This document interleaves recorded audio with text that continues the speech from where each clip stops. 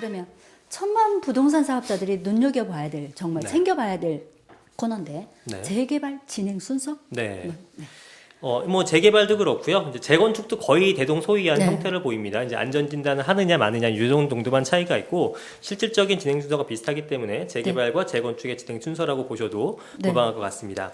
자, 일단은 첫 번째 뭐 정비 기본 계획이 이제 수립이 되고요. 이 정비 기본 계획 내에서 정비 계획이 세워지고 거기서 이제 정비 구역이 일단 먼저 지정이 돼야 되는 겁니다. 그렇죠. 정비 구역이 지정돼야지만 그 다음 단계 우리가 흔히 알고 있는 뭐 추진이라든가 조합이라든가 이런 게 설립이 가능하거든요.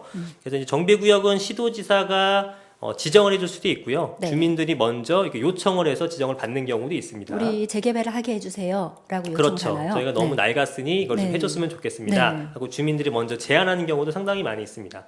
그래서 이제 용역을 줘서 정말 이거는 개발을 해야겠구나라고 하게 되면 지정을 해주는 거죠. 그래서 이제 시도지사가 정비구역을 지정하게 되면 이제 여기서부터는 많이 익숙한 단어들이 나오죠. 추진위원회 설립이라든가 조합 네. 설립이라든가 네. 사업시행 이런 것들이 되게 되는데 첫 번째로는 추진위원회를 설립을 해야 됩니다. 네. 이건 이제 말 그대로 추진을 하기 위해서 이제 최초로 모이는 그 집합체라고 볼 수 있겠는데요. 거기에 있는 조합원들, 재개발 같은 경우는 그 구역 내에 있는 소유주들을 얘기하겠죠.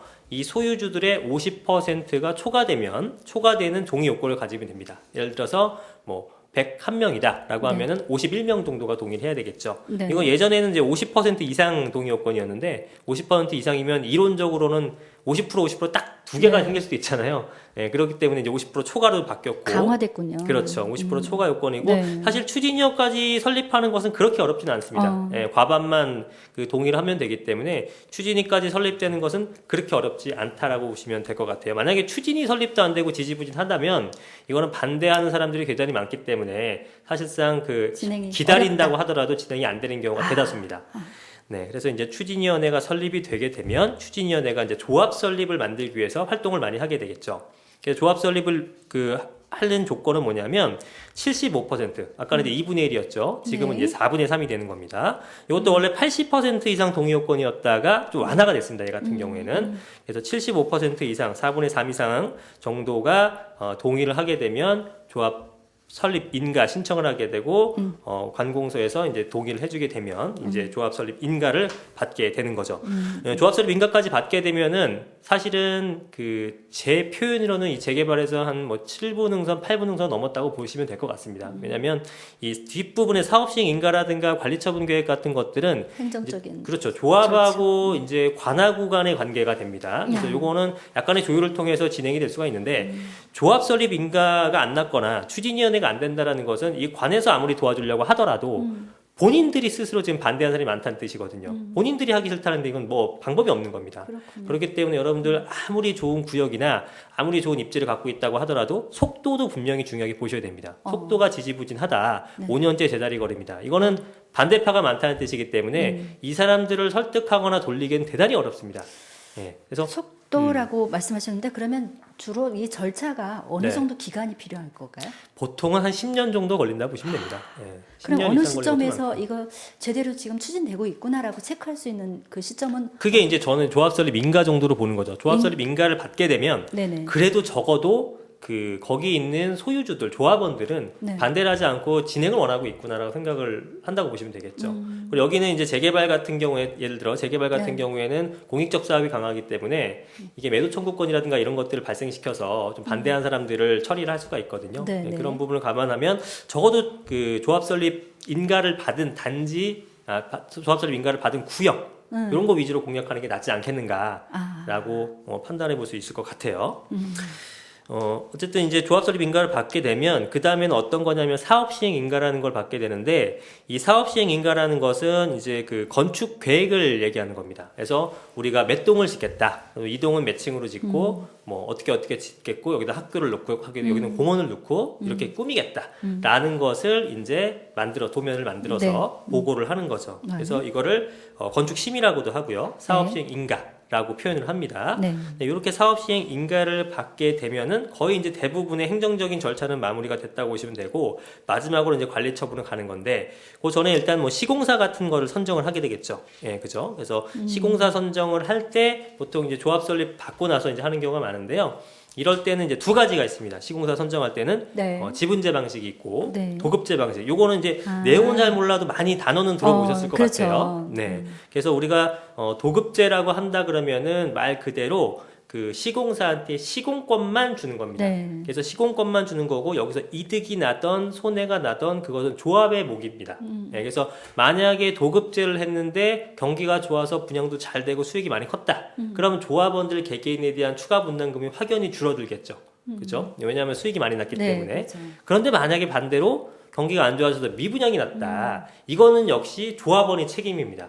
조합들이 더 많은 분담금을 물어야 되는 형태가 되는 수밖에 없기 때문에 좀 리스크도 있고 또 수익도 같이 있는 이런 형태가 되겠죠. 그래서 경기가 조합 입장에서는 경기가 좋지 않을 때는 도급제를 좀 피하려고 하겠죠. 좀 불안하니까. 그러겠네요. 좋을 때는 도급제를 하고 싶고. 그건 시공사 입장도 마찬가지이기 때문에 그 둘의 관계가 협상이 좀 잘 돼야 되겠죠. 그렇죠.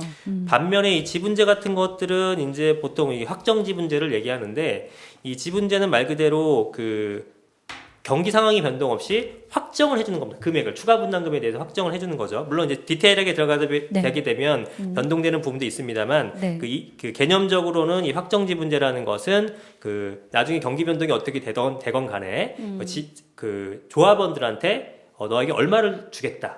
이런 게 딱 정해진 겁니다. 그래서 만약에 나중에 일반 분양을 좀 비싸게 했는데도 경기가 좋아서 잘 됐다. 네. 그래서 수익이 커졌다. 그때는 조합은 아무 관계가 없고요. 시공사가 가져가는 겁니다. 그렇겠네요. 예를 들어 삼성물산, 롯데건설 이런 애들이 네. 가져가게 되는 거죠. 그래서 요거는 이제 좀 안전하게 하려면 조합들이 예전에는 도급제 방식 많이 했지만 최근에는 지분제 방식으로도 많이 선호를 하거든요. 그리고 지분제 방식으로 하는 것이 아무래도 조합원들 입장에서는 굉장히 좀 안전한 편이니까 생각을 한다고 보시면 될 것 같습니다. 그래서 모든 책임과 이익이 시공사의 것일 때는 이건 지분제 방식이고 모든 책임과 이익이 시행사, 조합의 것일 때는 이건 도급제 방식이다 생각하시면 되겠습니다. 그래서 이제 무상 지분율이라는 게 막 나오잖아요. 네, 그러니까 네. 무상 지분율이 높을수록 이제 당연히 조합원들한테 좋은 거고 그걸 갖고 이제 판단하시면 됩니다. 뭐 이렇게 시공사 선정하고 사업 시행 인가를 받고 그 다음에 이제 조합원들의 이제 분양 신청을 받겠죠. 조합원들이 뭐 나는 분양을 받을랜다. 또 반대하시는 분도 있어요. 안 하시는 분들도 있어요. 그쵸. 난 그냥 돈으로 현금 청산해 주세요. 필요 없습니다. 이 동네가 이제 떠날랍니다. 이런 분들은 이제 신청 안 하게 되면 그 현금 청산에 대한 감정 평가를 별도로 해서 이제 지급을 해주고 처리를 하는 거죠. 네. 이렇게 마무리가 되게 되면 이 관리처분 계획이라는 걸 하게 됩니다. 이 관리처분 계획이라는 것은 이제 동호수 같은 것들, 그러니까 너가 이제 그 종전 자산 가액이 얼마고 종후 자산 가액이 얼마가 돼서 분담금을 얼마를 내고 뭐 이런 식의 내용들을 구체화한 거라고 보시면 되겠고요. 이 관리처분 계획을 받게 되게 되면 인가가 나고 철거 착공이 들어가는 형태가 되고요. 거기서 이제 동호수 추첨 같은 걸 하게 되겠죠. 조합원들이 그러면서 이제 공사가 들어가고 이때 또 일반 분양도 하게 되겠고요. 그 다음에 소유권 이전하고 이제 입주를 한 다음에 청산 절차를 밟게 되는 게 이제 진행 순서가 되겠습니다. 그래서 뭐 그 전에 정비구역이라든가 뭐 그 다음에 공사하는 거라든가 이런 건 뻔한 내용이고 여러분들이 아셔야 될 부분들은 이제 추진위원회 설립서부터 관리처분의 내용까지만 좀 아시면 좋을 것 같습니다. 그래서 그렇죠. 추진위원회, 정비조합, 요게 한 뭐 조합원들의 동의를 요건을 구하는 요건이고 그러면 그 조합까지만 설립이 된다고 한다면 아무래도 그 조합원들의 추진 의지는 강하구나라는 걸 반증한다고 보시면 될 것 같고 사업 시행 인가까지 났다 그러면은 거의 사실상 이제 마무리 단계다라고 보셔도 될 것 같습니다. 네. 관리처분 계획 절차가 상당히 좀 까다롭고 네. 네, 난해할 텐데 사실은 이 동의 요건이 무난하게 다 패스가 됐으면 네. 이 관리처분 계획 이 단계에서도 무리 없이 잘 그렇죠. 협상이 될 것 같아요. 그렇죠. 그죠? 뭐 네. 크게 무리 없고 일단은 뭐 감정 금액이 높냐 낮냐에 대해서 한 번쯤 얘기 나올 겁니다. 사업시행 그죠. 인가가 나오고 이제 감정 평가를 진행하게 될 텐데 그런 부분에 있어서 약간 실망하는 경우도 있죠. 나는 우리 거는 한 5억 정도로 예상했는데 뭐 한 4억밖에 안 줬다. 이러면 아무래도 올라갔던 금액들이 좀 떨어지는 경우도 있겠죠. 뭐 이런 경우는 있을지언정 어쨌든 뭐 이 사업이 거기까지 진척되고 나서 무너지는 경우는 그렇게 드문 케이스라고 볼 수 완급 있겠습니다. 조절에 조금 양보하고 이제 이런 그 지혜가 좀 필요하겠어요. 그렇습니다. 하여튼 굉장히 시원시원하고 또 쉽고 이해하기 쉽게 말씀 잘 들었습니다. 네. 잠깐 쉬고요.